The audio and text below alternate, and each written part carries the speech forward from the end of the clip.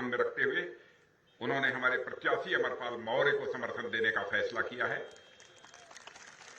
और अवनीश सिंह जी एमएलसी हैं, हमारे सदस्य विधान परिषद, तेज तर्रार नेता हैं। श्री पुष्पन सिंह भाजपा नेता, श्रीमती अनीता श्रीवास्तव यह भी यहाँ की प्रत्याशी रह चुकी हैं। लेकिन भारतीय जनता पार्टी और इस राष्ट्र के हित को देखते हुए इन्होंने भी फैसला किया है कि हम अमरपाल मौर्य के साथ खड़े रहेंगे। श्री विवेक विक्रम सिंह, श्री दिनेश त्रिपाठी और श्री निखिल पांडे और इस सभा में मौजूद मेरे सभी सम्मानित बहनों एवं भाइयों, लंबे समय के बाद ऊंचाहार में किसी सार्वजनिक सभा को संबोधित करने के लिए आप लोगों के सामने खड़ा हुआ।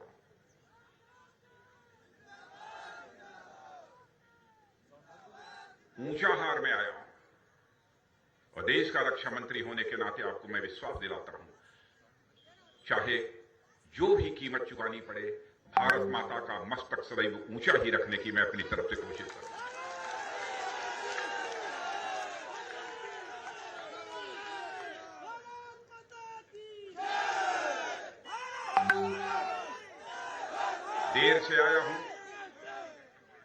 देर से आया हूं, लेकिन आपको यकीन दिलाना चाहता हूं पूरी तरह से मैं दुरुस्त आया।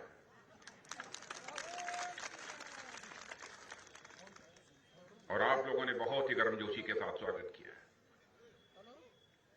भारत की परंपरा है और शिष्टाचार का तकाजा भी है। स्वागत, अभिनंदन, सलाम दुआ कभी एक तरफा नहीं होना चाहिए। इसलिए मैं भी अपनी तरफ से शीश झुकाकर ऊंचाहार के सभी बहनों भाइयों का हार्दिक अभिनंदन करता हूं। आप सभी का मैं स्वागत करता हूं।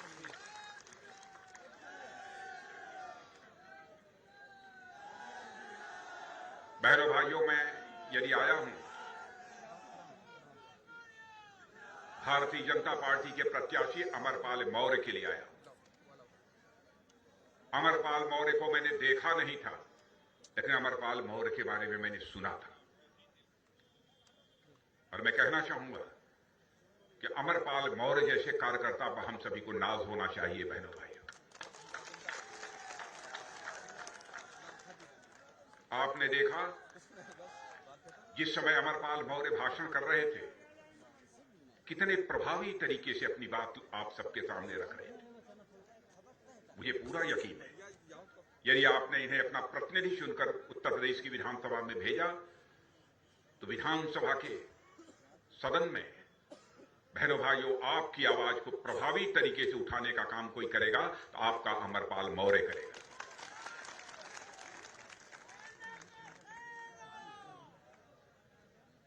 आज जिस भारतीय जनता पार्टी के लिए आपसे मैं अपील करने आया हूं, बहनों भाइयों, वह भारतीय जनता पार्टी भारत की ही नहीं बल्कि दुनिया की सबसे बड़ी पॉलिटिकल पार्टी बन चुकी है। दुनिया की सबसे बड़ी पॉलिटिकल पार्टी है। और मैं तो अपना भी सौभाग्य मानता हूं, दो बार पार्टी के राष्ट्रीय अध्यक्ष के रूप में जिम्मेदारी निर्वाह करने का अवसर प्राप्त हुआ है कि परमात्मा ने मुझे भारतीय जनता पार्टी जैसे राजनीतिक पार्टी के साथ जुटने का अवसर दिया है। अन्य राजनीतिक पार्टियों से भारतीय जनता पार्टी की पहचान कई मामलों में भिन्न है। मैं जानता हूं कि आजाद भारत में नेताओं की कहने और करने में अंतर होने के कारण भारत की राजनीति और भारत के नेताओं पर से जनता का विश्वास धीरे धीरे कम होता चला गया और यह विश्वास का संकट निरंतर गहरा होता चला गया। मैं यकीनन कह सकता हूं, भारत की राजनीति में पैदा हुए इस विश्वास के संकट को किसी राजनीतिक पार्टी ने चुनौती के रूप में स्वीकार किया है, जब हमारी और आपकी पार्टी भारतीय जनता पार्टी ने स्वीकार किया। यह हम लोगों का संकल्प पहले से रहा है कि हम जो कहेंगे वह करके दिखाएंगे। बहनों भाइयों, मैं पार्टी की बात कर रहा हूं। हमारे यहां व्यक्ति के अंदर कुछ गड़बड़ी हो सकती है, लेकिन दावे के साथ मैं कहता हूं हमारी पार्टी में गड़बड़ी नहीं हो सकती है।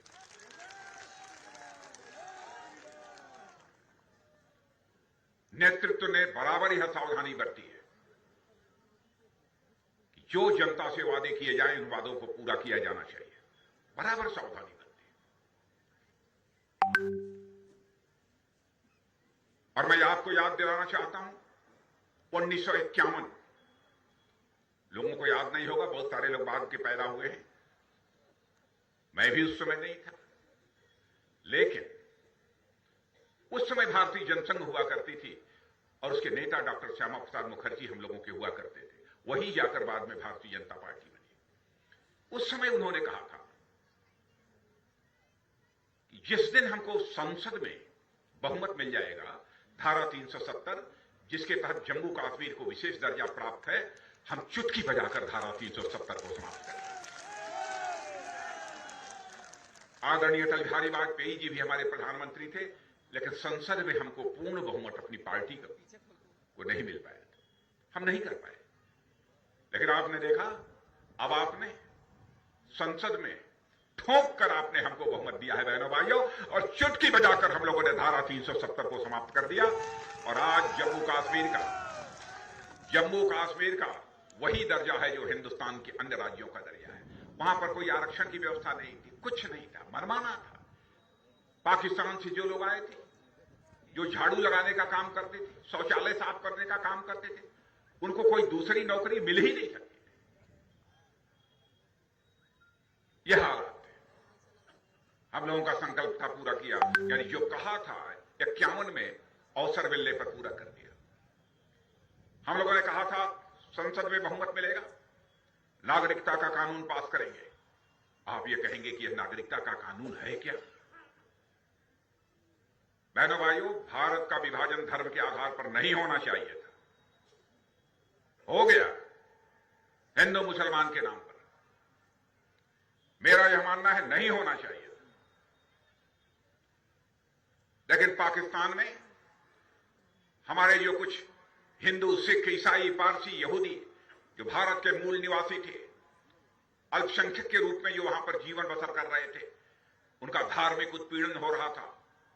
वो भारत आने की कोशिश करते थे, लुक छुप कर भारत आते थे, लेकिन नागरिकता का कानून यहां प्रभावी नहीं था, इसलिए उन्हें भारत की नागरिकता नहीं मिल पाती थी। अमरपाल जी, आप बैठ जाओ, क्योंकि 5 साल खड़े रहना है, इसलिए बैठ जाओ।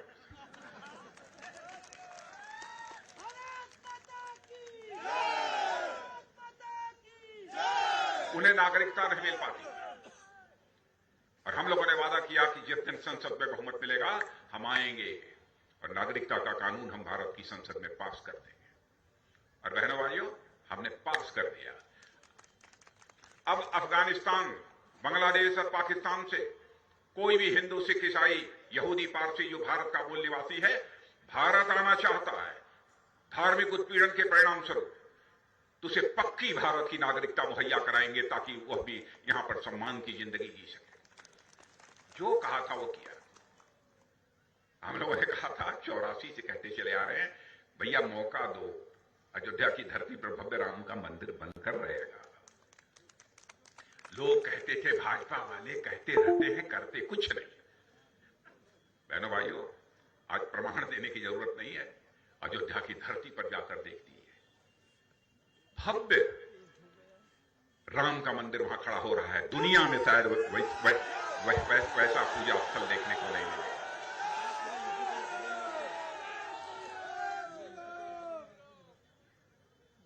विश्वास का संकट हम भारत की राजनीति में गहरा नहीं होने देंगे। हम आपके भरोसे को तोड़ेंगे नहीं। व्यक्ति तोड़ सकता है भारतीय जनता पार्टी का, लेकिन पार्टी नहीं तोड़ेगी। आप यकीन रखना, भ्रष्टाचार की बीमारी भारत में ऐसी थी, खून की तरह भारत को खाई जा रही थी। और मैं याद दिलाना चाहता हूं आपको, एक बार राजीव गांधी जी हमारे भारत के प्रधानमंत्री थे। बहनों भाइयों, मैं आलोचना राजीव गांधी जी की नहीं करना, कोई भी प्रधानमंत्री हो, किसी पार्टी का, मैं सबका सम्मान करता हूं, क्योंकि मैं मानता हूं प्रधानमंत्री किसी पार्टी का नहीं होता है, वह व्यक्ति नहीं है, संस्था है। स्वस्थ लोकतांत्रिक व्यवस्था में संस्थाओं की इज्जत हम नहीं करेंगे, लोकतंत्र की सेहत भी ठीक नहीं रह पाएगी। लेकिन राजीव गांधी जी ने एक बार ईमानदारी के साथ अपनी लाचारी व्यक्त करते हुए कहा था क्या करें, 100 पैसा नीचे से ऊपर से नीचे भेजते हैं, वहां मुश्किल लोगों की जेब में केवल 15 पैसा पहुंच पाता है और 85 पैसा भ्रष्टाचार की भेंट चढ़ जाता है। लाचारी व्यक्ति है। लेकिन आज मैं डंके की चोट पर कह सकता हूं, यदि दिल्ली से 100 पैसा चलता है, प्रधानमंत्री किसान सम्मान निधि के अंतर्गत हर 4 महीने पर 2000 रुपया चलता है, तो 2000 का 2000 रुपया आपके खाते में पहुंचता है। बहनों भाइयों, एक पैसा भी कोई मां का लाल खाने नहीं पाता है। जो भी सब्सिडी आपको मिलती है, सारी की सारी सब्सिडी आपके खाते में पहुंचती है। हमारा यह कहना है, भ्रष्टाचार पर भाषण देकर अंकुश नहीं लगाया जा सकता।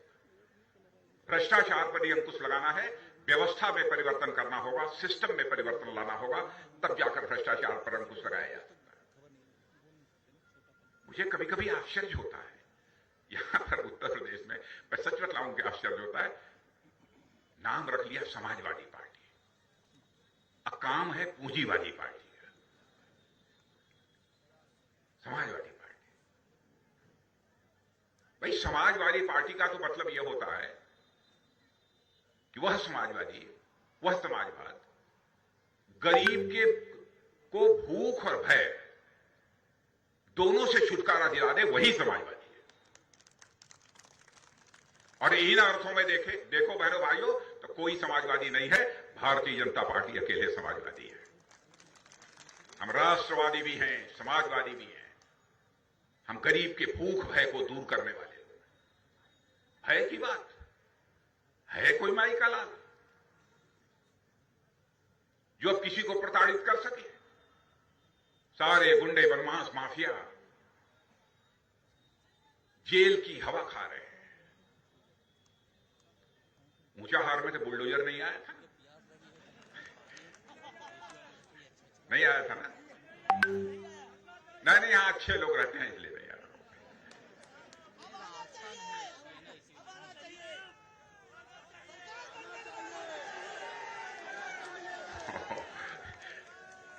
ये विकास की पहली शर्त होती है कानून और व्यवस्था का चुस्त दुरुस्त होना। कानून व्यवस्था का चुस्त दुरुस्त होना यह विकास की पहली शर्त है। मैंने तो योगी जी को कहा, आप इतना ज्यादा बुलडोजर चलवा रहे हो कि आपको बुलडोजर बाबा कहना शुरू कर देंगे। लेकिन एक बात मुझे अच्छी लगी योगी जी, योगी जी ने फैसला किया कि हम माफियाओं के यदि आलीशान महलों पर बुलडोजर चलाएंगे तो जमीन खाली जो होगी उस पर किसी पूंजीपति का मकान नहीं बनेगा, गरीबों का मकान वहां खड़ा किया जाएगा। यह कोई छोटी बात नहीं है। बहन भाइयों, शायद आपको अंदाज नहीं होगा, उत्तर प्रदेश तेजी के साथ आगे बढ़ रहा है। अर्थव्यवस्था, हर राज्य की, हर देश की अर्थव्यवस्था होती है। लोग कहते हैं कि भाई उस देश की अर्थव्यवस्था की साइज क्या है, आकार क्या है, 50 लाख करोड़ की है कि 16 लाख करोड़ की है, 10 लाख करोड़ की है। वैसे ही यहां की भी अर्थव्यवस्था का आकार पहले बहुत छोटा था।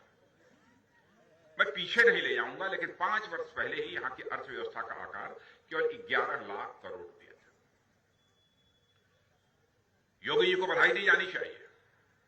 मैं भी मुख्यमंत्री रहा, मैं कहना चाहता हूं मुझसे अच्छी सरकार चलाइए।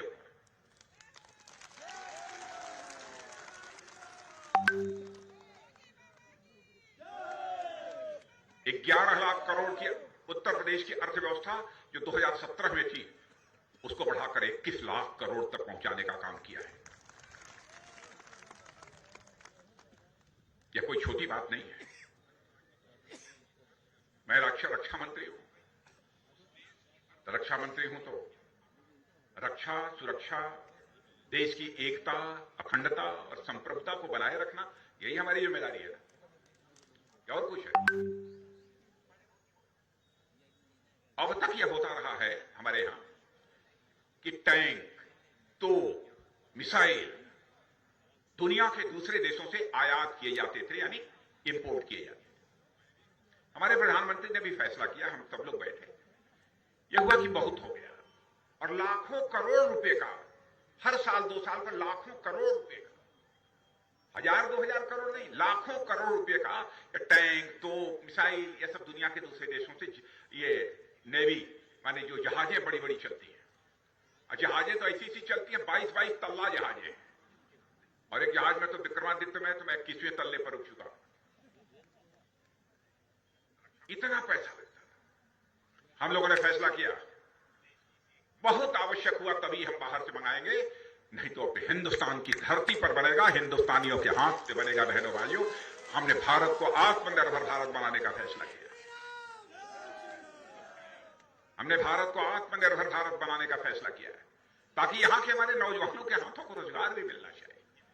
आपने देखा कि लखनऊ के बगल में भी 1.5-2 महीने पहले एक ब्रह्मोस मिसाइल बनाने का एक फैक्ट्री का मैंने शिलान्यास किया है। हजारों करोड़ रुपए लग के बनेगी, ब्रह्मोस मिसाइल बनेगी। अब आप जानते नहीं, आप समझते होंगे कि ये बंदूक बनेगी फायर करने वाली डीबीबीएल गन। वो डीबीबीएल गन नहीं है। ऊंचा हार में बैठ कर भी उस मिसाइल से मारोगे ना तो 400, 600, 800 किलोमीटर तक मार गिराएगी अपने दुश्मन को। बहनों भाइयों, यह ताकत है उस मिसाइल में।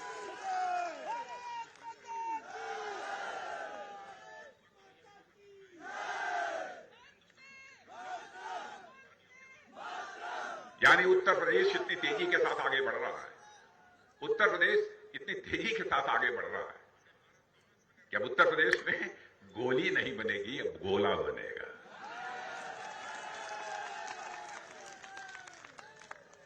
गोला बनेगा, एक से एक चीज।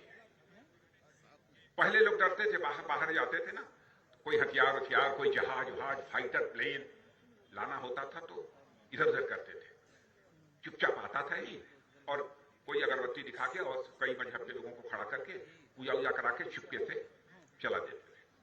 मैं फ्रांस गया, पहली रफेल हमको लानी थी, रफेल फाइटर प्लेन। तो बहनों भाइयों, जाते ही मैंने वहां के एम्बेसडर को कहा कि कल मैं जब रफेल प्लेन लेने के लिए जाऊंगा तो उस समय आप ध्यान रखना कि कोई पंडित जी यहां पे या पूजा करने वाले जो भी कोई हों पेरिस में, उनको हमारी जहाज में बैठा कर लेते चलो। क्यों साहब, कोई खास बात?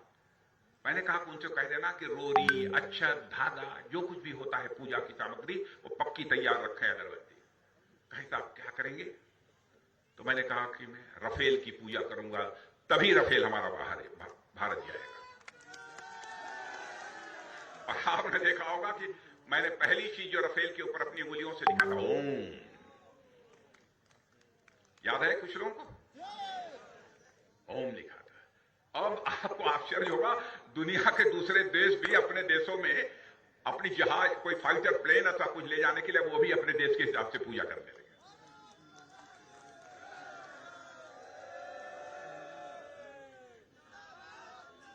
हमारा मानना है कि चाहे कोई हिंदू हो, मुसलमान हो, ईसाई हो, धार्मिक अनुष्ठान जिस भी तरीके से करना चाहता है उसका स्वागत किया जाना चाहिए, किसी का विरोध नहीं किया जाना चाहिए। ये समाजवादी पार्टी हिंदू मुसलमान इन सब मजहब के आधार पर, धर्म के आधार पर लोगों को बांटकर राजनीति करती है, तुष्टीकरण की राजनीति ये करते हैं, हम नहीं करते। हम तो भारत की सनातन जो संस्कृति है उसमें विश्वास करने वाले लोग। आपको मालूम है भारत की सनातन संस्कृति क्या है? पढ़े लिखे लोग हैं यहां पर मौजूद। बहनों भाइयों, दुनिया का अकेला देश भारत है यहां के रहने वाले ऋषियों और मनीषियों ने भारत की सीमा में ही रहने वाले लोगों को अपने परिवार का सदस्य नहीं माना है, बल्कि पूरे विश्व की धरा पर रहने वाले लोगों को अपने परिवार का सदस्य मानते हुए वसुधैव कुटुंबकम का संदेश सारे विश्व को दुनिया के किसी देश की धरती से गया है तो केवल और केवल भारत देश की धरती से गया।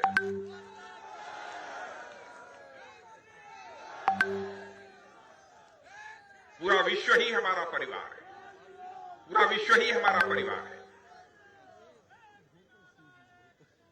और इसी वसुधैव कुटुंबकम के प्रति हमारी आस्था है। अरे हमारी परंपरा तो यह रही है कि जिस सर्प के काट लेने के बाद, जहरीले सर्प के काट लेने के बाद मरने की पक्की गारंटी होती है, उसको भी नाग पंचमी के दिन गाय का शुद्ध दूध पिलाकर उसके दीर्घजीवी होने की कामना ये दुनिया का कोई देश करता है तो भारत करता है। भारत की संस्कृति में विश्वास करने वाले भाजपा के लोग हिंदू मुसलमान ईसाई के आधार पर कोई भेदभाव नहीं करते। भारत की सीमाओं की रक्षा मिलजुल कर किया है लोगों ने। न्याय सभी को, तुष्टीकरण किसी का नहीं होना चाहिए। जो गड़बड़ करेगा, चाहे किसी भी धर्म का, किसी मजहब का क्यों न हो, हम उसको सख्त सजा देंगे, उसे माफ नहीं करेंगे। हम नहीं डरेंगे कि हमको हमारे वोट का क्या होगा, हमारी सरकार का क्या होगा, नहीं डरेंगे। हम लोग जब कुछ मंदिर, राम मंदिर बनवा रहे थे, तो लोगों ने कहा ये भाजपा वाले कोई मंदिर बनवाते हैं। सोमनाथ मंदिर, विदेशी आतताइयों ने आकर ध्वस्त कर दिया था सोमनाथ मंदिर। राजेंद्र बाबू हमारे पहले जो राष्ट्रपति हुआ करते थे, उन्होंने उसका कुछ निर्माण कराया था, लेकिन उसको भव्य स्वरूप देने का काम किसी ने किया था, हमारे देश के प्रधानमंत्री श्री नरेंद्र मोदी जी ने दिया। केदारनाथ मंदिर जब 2013 के तूफान में पूरी तरह से जो हालत बड़ी बदतर हो चुकी थी, जीवोगरीब स्थिति हो गई, उसका भी निर्माण कराया। यमुनोत्री, गंगोत्री, केदारनाथ, बद्रीनाथ, चारों धामों को ऑल वेदर रोड से जोड़ा जा रहा है बहनों भाइयों। लगभग 13,000 करोड़ रुपए की धनराशि। काशी विश्वनाथ मंदिर आताताइयों ने तोड़ा था, रानी अहिल्याबाई ने उसका निर्माण कराया था। आज काशी विश्वनाथ कॉरिडोर हमारे प्रधानमंत्री ने देश को, राष्ट्र को समर्पित कर दिया। और ये कहने वाले लोग कि हम केवल मंदिर बनाते हैं, इसलिए मंदिर बनाते हैं कि हम भारत की विरासत को हम सुरक्षित रखना चाहते हैं। जो अपनी विरासत से कट जाता है, जो अपनी विरासत से कट जाता है बहनों भाइयों, उसकी हालत कटी पतंग की तरह हो जाती है, उसका कहीं कोई ठिकाना नहीं रहता। भारत को हम किसी भी सूरत में कटी पतंग नहीं बनने देंगे, इसलिए हम लोग करते हैं। और भारत, आपको खुशी होगी, निरंतर ताकतवर भारत बनता जा रहा है। कोरोना आप लोगों को भी हुआ होगा। कोरोना हुआ था कि नहीं? इंजेक्शन लगा है? काफी लोगों को इंजेक्शन लग गया होगा। दुनिया के कई छोटे छोटे देशों में, ताकतवर देशों में सभी को इंजेक्शन नहीं लग पाया, वैक्सीन, टीका।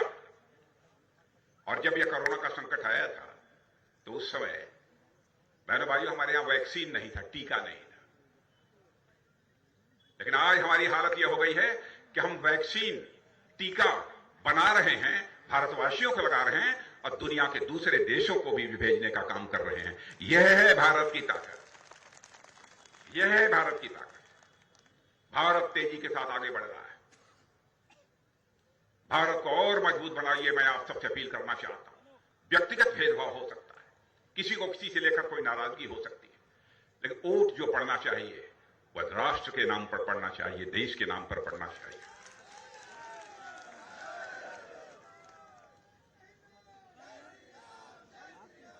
जब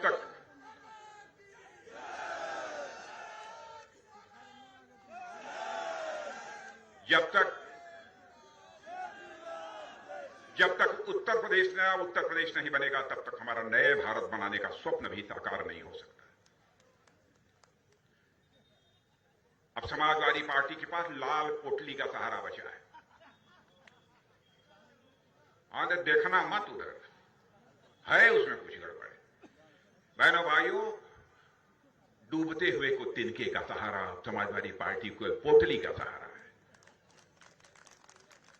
कुछ नहीं बचा। क्या किया है इन लोगों ने अपने शासनकाल में? गुंडे बदमाशों के हौसले बुलंद होते थे, भ्रष्टाचार चरम पर था। कोई मां का लाल उंगली उठाकर कह दे, हम लोगों ने भी सरकार चलाई है, केंद्र में भी आदरणीय अटल बिहारी वाजपेयी जी थी, मोदी चला रहे हैं, योगी ने चलाई थी।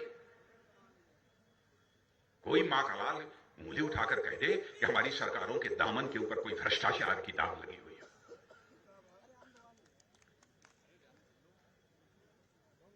बराबर हम लोगों ने सावधानी बरती है। हम लोग विकास करने वाले हैं। हम विकासवाद की राह पर चलेंगे बहनों भाइयों। जातिवाद, संप्रदायवाद, क्षेत्रवाद की राह हमको किसी भी सूरत में मंजूर नहीं है। क्योंकि हम राजनीति करते हैं, केवल सरकार बनाने के लिए राजनीति नहीं करते हैं। हम राजनीति करते हैं तो देश बनाने के लिए राजनीति करते हैं। हम राजनीति करते हैं तो समाज बनाने के लिए राजनीति करते हैं।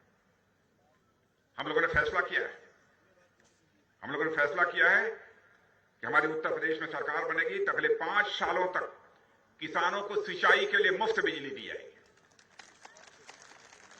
सिंचाई के लिए मुफ्त बिजली दी जाएगी। गन्ना किसानों का 14 दिनों में भुगतान किया जाएगा, और जो कह रहे हैं वो पूरा होगा, नहीं पूरा होगा तो नहीं आएंगे। 2 करोड़ स्मार्टफोन और टैबलेट नौजवानों को बांटे जाएंगे। अरे नौजवानों, तुम जाओ उत्ते ताली बजाओ, पहले से रखा होगा। और 5 साल में प्रति व्यक्ति की आय दोगुना करने का संकल्प है। ये मैं घोषणा नहीं कर रहा, देखिए सावधानी बरती है लिखने में भी, मैंने संकल्प है हमारा है कि हम बढ़ाएंगे, हो सकता है थोड़ा बहुत कम रह जाए, इसलिए मैंने कहा संकल्प है। और अयोध्या में इंटरनेशनल एयरपोर्ट बनाएंगे,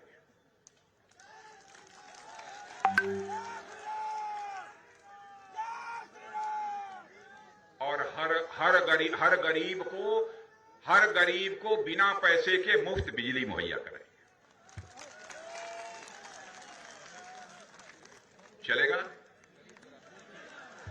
दौड़ेगा ना? क्यों बहनों, दौड़ेगा कि चलेगा? पीछे भी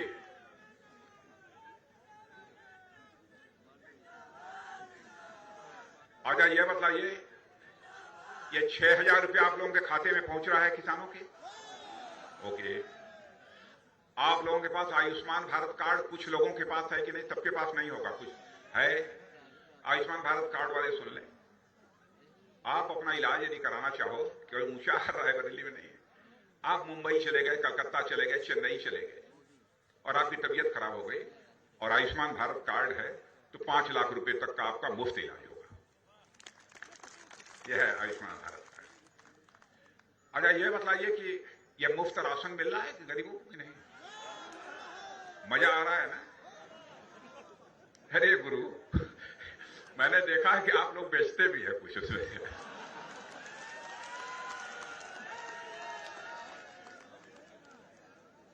अरे मैं यही कहा हूं, मैं चाहता हूं कील में करते। आवास मिला है कुछ लोगों को, पक्का मकान वगैरह कि नहीं मिला है? और सुन लेना, देश में एक परिवार भी शेष नहीं बचेगा जिस परिवार को अपना सिर ढकने के लिए पक्का मकान न मिल जाए।